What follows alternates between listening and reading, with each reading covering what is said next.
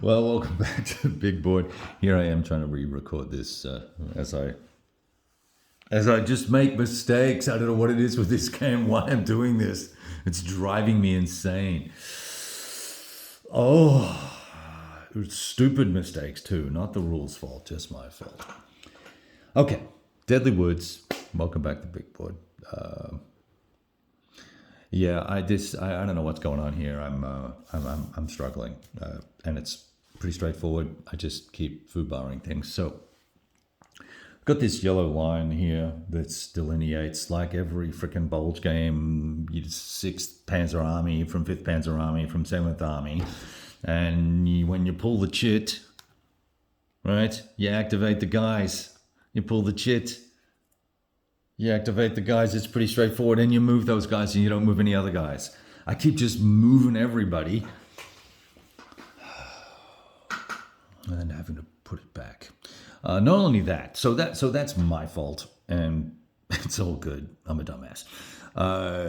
The gene pool is expressing itself aggressively this morning.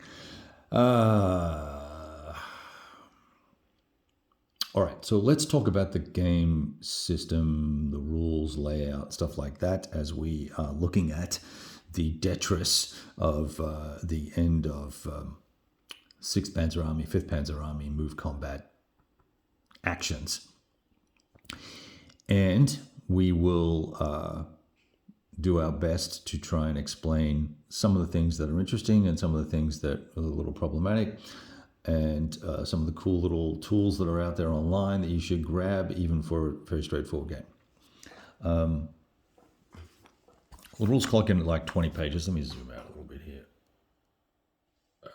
They clock in at 20 pages, right? So it's pretty straightforward. And I think, here's my problem. I think because I've played the Dark Valley and Dark Sands before, I kind of got a little hyper assertive with the rule book and just sort of jumped in and got after it. And that was probably a mistake. I should have taken my time a little bit more with the rules. And so when I first did the first round of combats and things, I actually reset the game because I realized that given the number of subtle shifts that are available to the defender and whatnot, that it was probably not a here, these two reinforcement shits are going to be next. And we'll bring those forces on. There's some of them there. What was I saying? That some of the shifts, which were not necessarily immediately obvious, would impact combats pretty significantly. So you can go from a 3 or 4 or 5 to 1 down to a 2 to 1, 1 to 1, 1 to 2 really quickly when you start looking at the fact that you've got an engineer within 3 hexes of a defending unit that, or you might get a bonus if you don't have, if you're not adjacent to or within a few hexes of another unit from your same division, the attacker is going to get a bonus because you're kind of sort of isolated, right, or disconnected.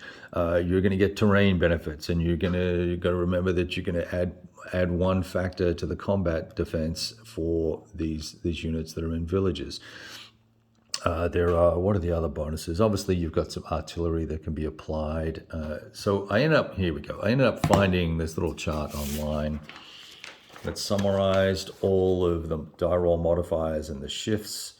And see, some of them are sort of a little different, right? And they're very much the Ted Racier design for effect approach to things. I will say that if it wasn't for this chart on the other side, all of the turn 1 stuff that can happen, and turn 3, turn 4,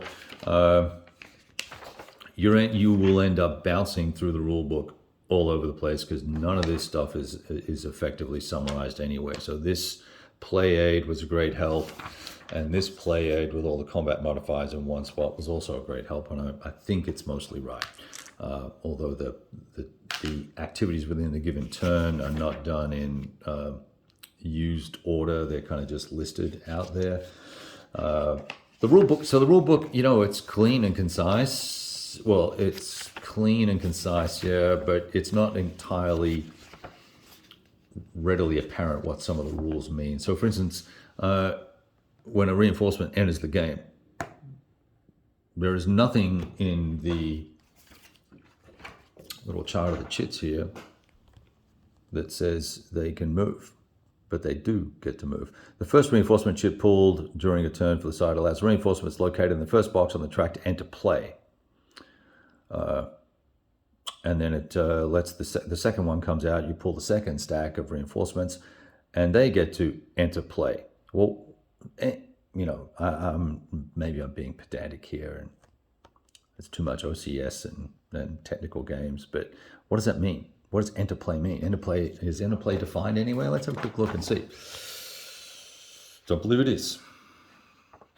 As I look here in the little terminology section here, no, it's not. So what enter play actually means is you can move or use road movement. And if it's armor, when it ends its movement, you can do combat. That's not readily apparent. So I asked that question.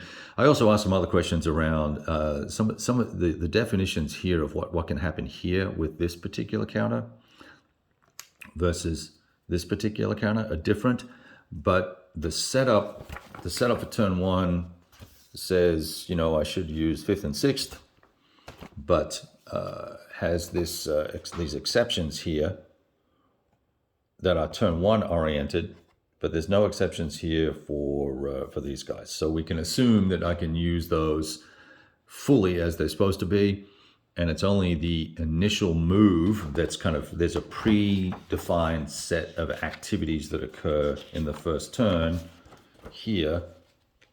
You see here on the right under 14.3, German move action round. Now you just get to execute that, but you do not get to conduct combat. And that's where I was getting kind of a little spun up around the axle, because I didn't know if that meant I was doing this move action or whether I was doing this move action. But I worked that out. All right, look, here's the interesting thing that you're going to have to pay super attention to, other than making sure that you activate the right sections of the map, is that these moving units and getting into position with the anticipation of an additional chit being pulled later in the turn is important. Doing a little bit of pre-calculating, there's a little bit of min-maxing that's going to have to go on here to try and work out, okay, if I really do try and attack here, is that a good idea? And this wasn't a good idea. This ended up being a 2-to-1 attack, all right? Not good. So, yick. From a strategy perspective, I don't think it's any great surprise that, well, there's a couple of things that drive the gameplay for you. You've got to quickly accrue 3 VPs, these locations. Otherwise, you're going to lose the initiative as the Germans, and or you'll lose it sooner than you would. You can gain an additional turn of initiative if you've got 3. We need to keep this road open, and it's a little frustrating sometimes to look at this and go, okay, well, gee, if this unit's back here and he's in this zone and this road's wide open to St. Vith, why don't I just go take St. Vith? Well, you can't, because he's in 6th Panzer Army or 5th Panzer Army. Yeah, 6th Panzer Army. So he can't go down that road because that wasn't his orders. So you've got to kind of do the non-common sense thing and trundle through the woods and go down on here until St. Vith is captured, and then the next turn, this boundary no longer exists, and these guys can go wherever they want. So I'm pressing with Piper on the way through to Malmedy here and maybe over to Troypon, kind of roll this way and then potentially come down south. We did manage to bust a move through to Houffalize here. There's a couple of other design for effect rules here where you can't cross. There are bridges that can't be crossed in the first turn, and this is one of them. Wasn't worth moving Lear up to here and trying to then come back down towards Bastogne at the bottom of the screen here. but it was worth me trying to get to Houffalize, and I'm just one hex short, unfortunately, assuming I've counted the hexes correctly. Probably should have moved this guy in the reaction phase to here to stop that move, but it was not a Damoclean sword. It was just, 6 of one, half dozen the other. Well, I moved this guy or moved something else that was more important at the time, which I forget what that was. But lots going on for a little game, lots going on for a simple game. Some thoughtfulness required in planning your attacks and anticipating your chip pulls, particularly in the first turn, because the Americans are really not doing anything in the first turn. They're just bringing reinforcements on. You get to put your paratroopers down, the little Von der Heights, whatever his name is, guys get to enter the map. I put them up here to try and slow any move this way, even though there's lots of different paths that can be followed. So anyway, good charts. I like the charts are well done, generally speaking, although I would have liked to have seen the summary of all the modifiers in one place, all the shifts in one place. Not everything is on here. This is just the terrain effects. Anyway, we'll carry on, give you an update in a little bit.